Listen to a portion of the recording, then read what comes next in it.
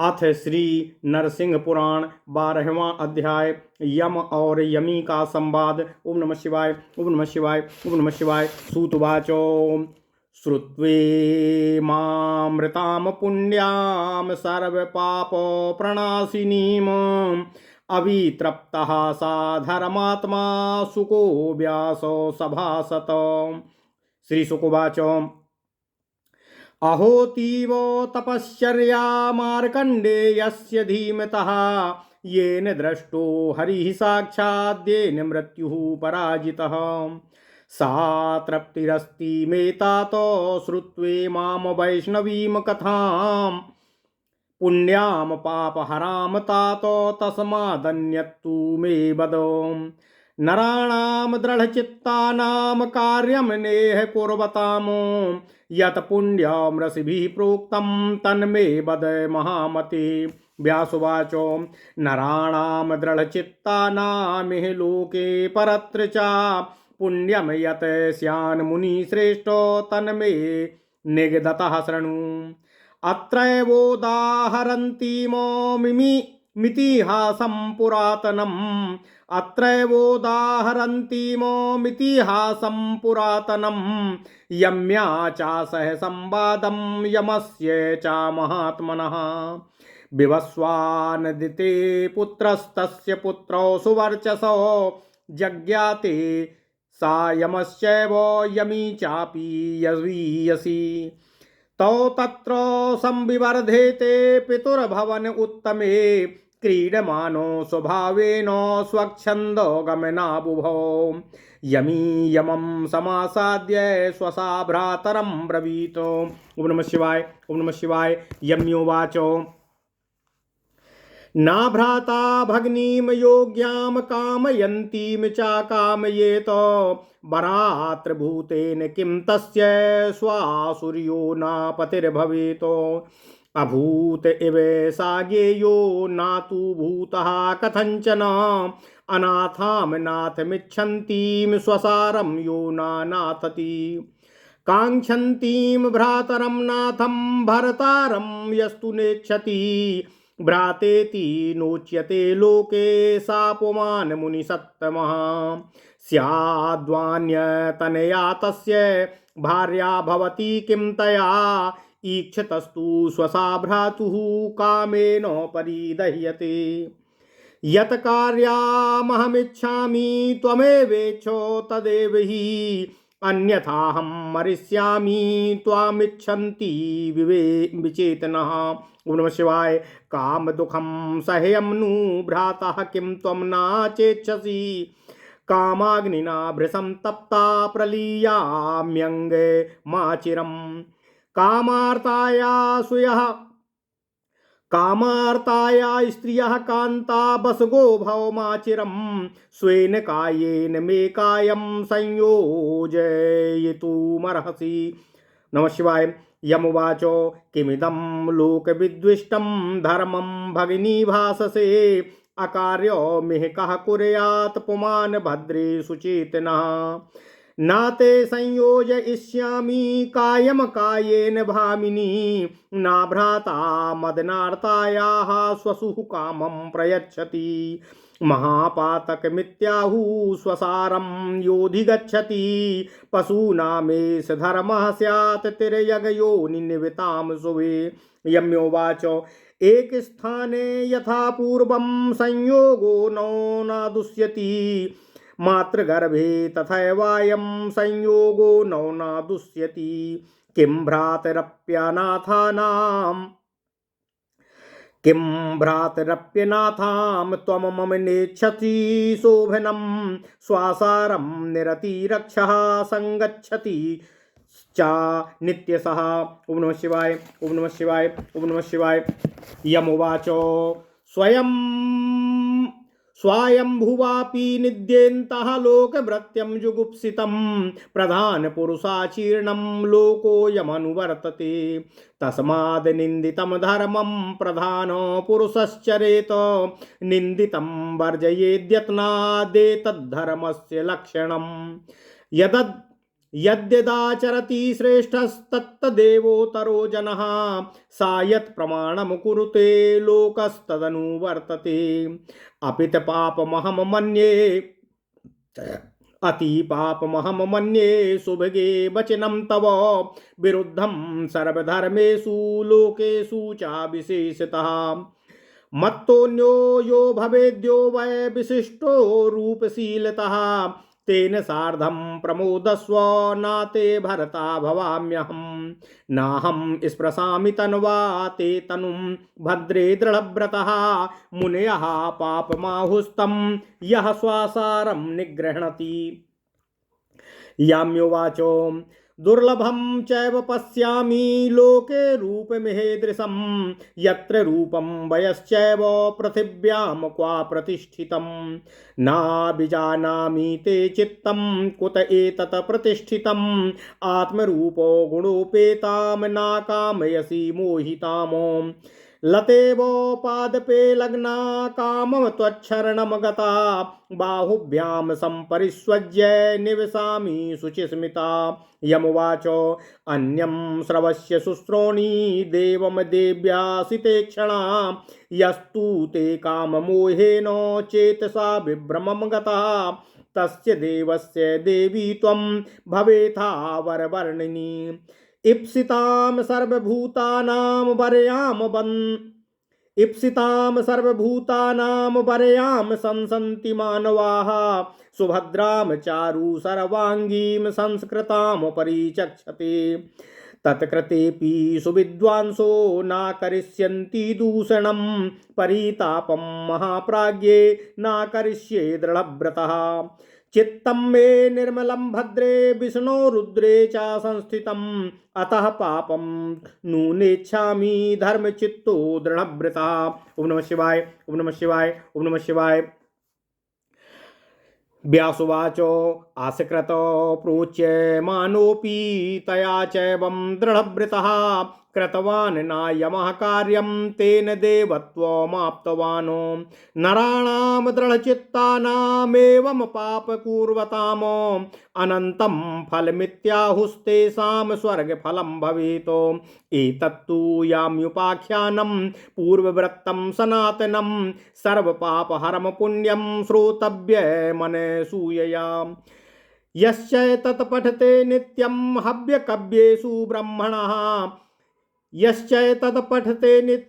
हव्यकव्येषु ब्रह्मणः संतृप्तः पितरस्तस्य नाभिसन्ति यमालयम् यश्चैतत् पठते नित्यं पितॄणामो नृणो भवेत् वयोस्तीभ्यास्तीव्राभ्यो यातनाभ्यः प्रमुच्यते पुत्रैतदाख्यानमनोत्तमं मया तवोदितं वेद पदार्थ निश्चितं पुरातनं पापहरं सदा नृणां किमन्यतद्यैव वदामि संसमे। ओम नमः शिवाय ओम नमः शिवाय ओम नमः शिवाय। ओम नमो भगवते वासुदेवाय। ओम देवकी सुत गोविंद वासुदेव जगतपति देहि मे तनियम कृष्ण त्वाम अहम शरणम गतः। अथ श्री नरसिंह पुराण 12वां अध्याय यम और यमी का संवाद। सूत जी बोले, समस्त पापों को नष्ट करने वाली और अमृत के समान मधुर इस पावन कथा को सुनकर धर्मात्मा सुखदेव जी तृप्त नहीं हुए। उनकी श्रवण विषयक इच्छा बढ़ती ही चली गई। अतः वे व्यास जी से बोले, श्री सुखदेव जी व्यास जी से बोले, हे पिताजी, बुद्धिमान मार्कंडेय जी की तपस्या बड़ी भारी और अद्भुत है, जिन्होंने साक्षात भगवान श्रीहरि विष्णु जी का दर्शन किया और मृत्यु पर विजय प्राप्त की। हे तात, पापों को नष्ट करने वाली इस भगवान विष्णु संबंधिनी पावन कथा को सुनकर मुझे तृप्ति नहीं हो रही है। अतः अब मुझसे कोई दूसरी कथा कहने की कृपा करें। हे महामते, जिनका मन सुदृढ़ है, जो इस जगत में कभी निषिद्ध कार्य नहीं करते, उन मनुष्यों को जिस पुण्य की प्राप्ति ऋषियों ने बताई है, उसे आप मुझसे कहने की कृपा करें। व्यास जी बोले, हे मुनिश्रेष्ठ सुखदेव, स्थिर चित्त वाले पुरुषों को इस लोक में या परलोक में जो पुण्य प्राप्त होता है, मैं उसे आपको बतला रहा हूँ, कृपया ध्यान से सुनें। इसी विषय में विद्वान पुरुष यमी के साथ महात्मा यम के संवाद रूप इस प्राचीन इतिहास का वर्णन मैं आपसे कर रहा हूं। अदिति के पुत्र जो विवस्वान सूर्य हैं, उनके दो तेजस्वी संतानें हुईं। उनमें प्रथम तो यम नामक पुत्र हुआ और दूसरी उससे छोटी यमी नाम की कन्या हुई। वे दोनों अपने पिता के उत्तम भवन में दिनों दिन भांति भांति भली भांति बढ़ने लगे। वे बाल स्वभाव के अनुसार साथ साथ खेलते कूदते और इच्छा अनुसार घूमते फिरते थे। एक दिन यम की बहन यमी ने अपने भाई यम के पास जाकर कहा। यमी बोली, जो भाई अपनी योग्य बहन को उसके चाहने पर भी ना चाहे, जो बहन का पति ना हो सके, उसके भाई होने का क्या लाभ है।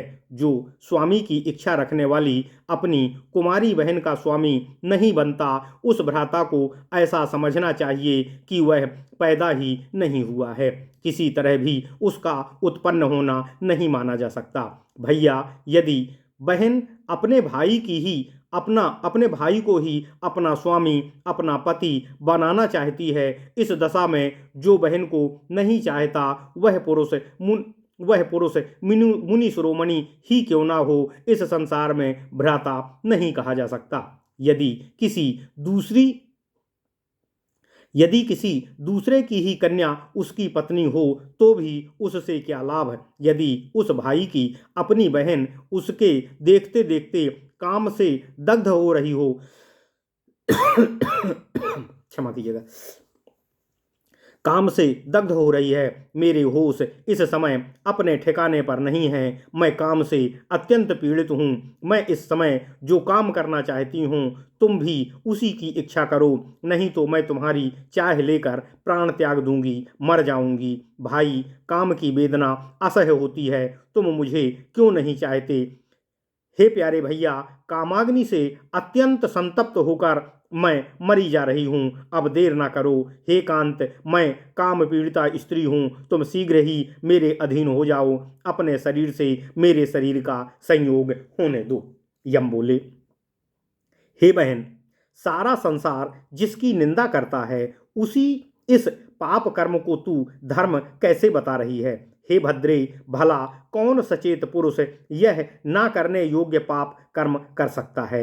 हे भामिनी, मैं अपने शरीर से तुम्हारे शरीर का संयोग कभी नहीं होने दूंगा। कोई भी भाई अपनी काम पीड़िता बहन की इच्छा कभी पूरी नहीं कर सकता है।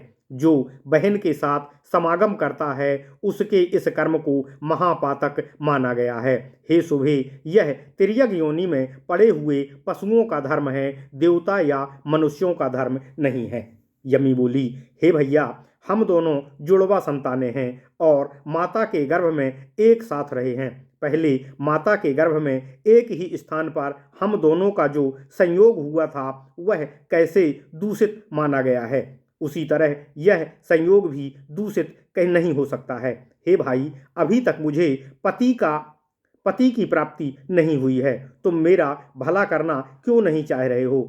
निरति नामक राक्षस तो अपनी बहन के साथ नित्य ही समागम करता था। ओम नमः शिवाय, ओम नमः शिवाय। यह यम और यमी संवाद ऋग्वेद के एक सूक्त पर आधारित है। वहाँ प्रसंग यह है कि यम और यमी जो परस्पर भाई और बहन हैं, कुमारा अवस्था में बालोचित खेल से मन बहला रहे थे। उनके सामने एक ऐसा दृश्य आया जिसमें कोई वर बाजे गाजे के साथ विवाह के लिए जा रहा था। यमी ने पूछा, भैया यह क्या है।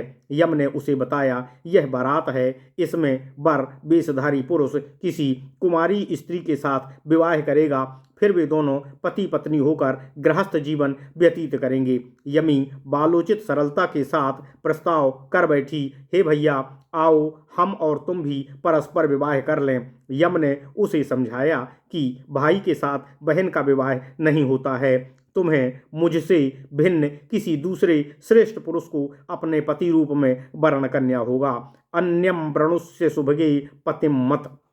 इसी वैदिक उपाख्यान को यहाँ इस प्रकार प्रस्तुत किया गया है। मानो यमी काम वेदना से पीड़ित हो, उससे यह प्रार्थना कर रही हो कि वे उसे अपनी पत्नी बनाकर उसकी इच्छा पूर्ण करें। इसमें यमी का विकारोत्पादक चित्र प्रस्तुत किया गया है और विकार हेतु सती विक्रियन्ते येषां न चेतांसी ता एव धीराः। विकार का कारण उपस्थित होने पर भी जिसके चित्त में विकार नहीं होता, वे ही पुरुष धीर, ज्ञानी और संयमी होते हैं। इस उक्ति के अनुसार यम की जितेंद्रियता, उसकी धर्म विषयक अविचल निष्ठा, धैर्य और विवेक को लोक के समक्ष प्रकाश में लाया गया है। जैसे सोना आग में तपकर खरा उतरता है, उसी प्रकार यमी की अग्नि परीक्षा में उत्तीर्ण हो सुदृढ़ धर्मात्मा, संयमी और विवेकी सिद्ध हुए हैं। यम के उज्ज्वल चरित्र को और भी चमत्कारी रूप में सामने लाना इस कथा का मूल उद्देश्य है। इसमें प्रत्येक भाई तथा नवयुवक को सदाचारी, संयमी तथा धर्म में अविचल भाव से स्थित रहने की शिक्षा और प्रेरणा मिलती है। यमी के चरित्र से यह शिक्षा प्राप्त होती है कि प्रत्येक कुमारी का विवाह योग्य अवस्था होने पर अविलंब किसी योग्य वर के साथ विवाह कर देना चाहिए। वास्तव में यम और यमी दोनों ही सूर्य देव की दिव्य संतानें हैं। उनमें किसी प्रकार के विकार की लेस मात्र भी संभावना नहीं है। लोगों को सदाचार और संयम की शिक्षा देने के लिए ही व्यास जी ने इस वैदिक उपाख्यान को यहाँ चित्रित किया है। ओम नमः शिवाय, ओम नमः शिवाय, ओम नमः शिवाय। यमी की भावना को समझते हुए यम बोले, हे बहन, कुत्सित लोक व्यवहार की निंदा ब्रह्मा जी ने भी की है। इस संसार के लोग श्रेष्ठ पुरुषों द्वारा आचरित धर्म का ही अनुसरण करते हैं। इसलिए श्रेष्ठ पुरुषों को चाहिए कि वह उत्तम धर्म का ही आचरण करें और निंदित कर्म को यत्नपूर्वक त्याग दें। यही धर्म का श्रेष्ठ लक्षण है। श्रेष्ठ पुरुष जिस जिस कर्म का आचरण करता है, उसी को अन्य लोग भी आचरण में प्रयोग करते हैं और यह जिसे प्रमाणित कर देता है, लोग उसी का अनुसरण करते हैं। हे सुभगे, हे बहन, मैं तो तुम्हारे इस वचन को अत्यंत पापपूर्ण समझता हूँ। इतना ही नहीं, मैं इसे सब धर्मों और विशेषतः समस्त लोगों के विपरीत मानता हूँ। मुझसे अन्य जो कोई भी रूप और शील में विशिष्ट हो, उसके साथ तुम आनंद पूर्वक रहो। मैं तुम्हारा पति कभी नहीं हो सकता हूँ। हे भद्रे, मैं दृढ़तापूर्वक उत्तम व्रत का पालन करने वाला हूँ, अतः अपने शरीर से तुम्हारे शरीर का स्पर्श नहीं करूँगा। जो बहन को ग्रहण करता है, उसे मुनियों ने पापी कहा है। यमी बोली,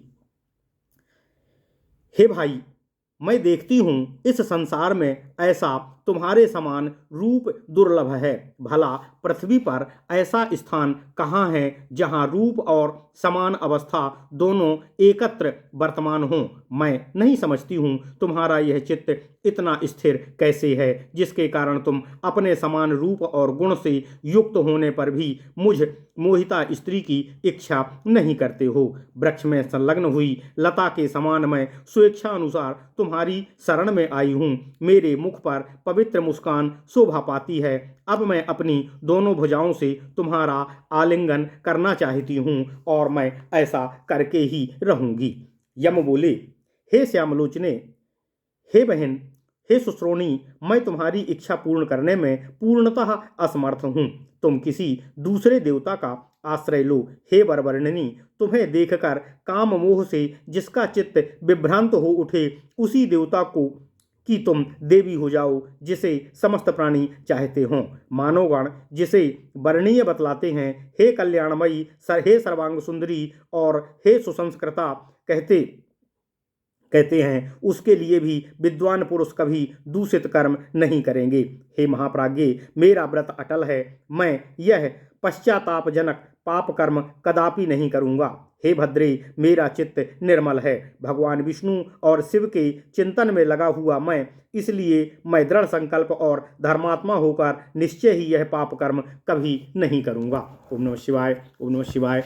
श्री व्यास जी कहते हैं, हे सुखदेव, यमी के बारंबार कहने पर भी दृढ़तापूर्वक उत्तम व्रत का पालन करने वाले यम ने यह पाप कर्म नहीं किया, इसलिए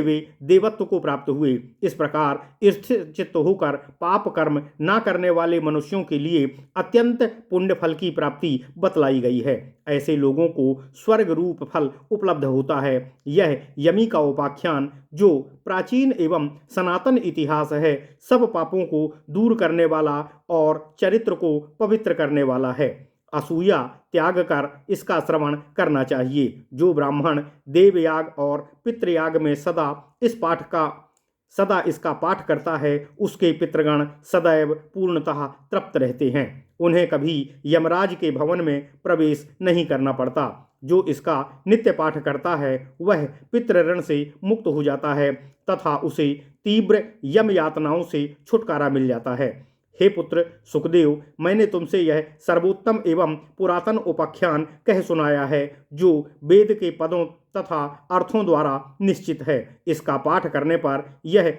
सदा ही मनुष्यों को पाप हर लेता है। मुझे बताओ, अब तुम आगे और क्या सुनना चाहते हो। इति श्री नरसिंह पुराणे यमी यम संवादो नाम 12वां अध्यायः। इस प्रकार नरसिंह पुराण में यम और यमी संवाद नामक 12वां अध्याय पूर्ण हुआ। ओम नमः शिवाय, ओम नमः शिवाय, ओम नमः शिवाय।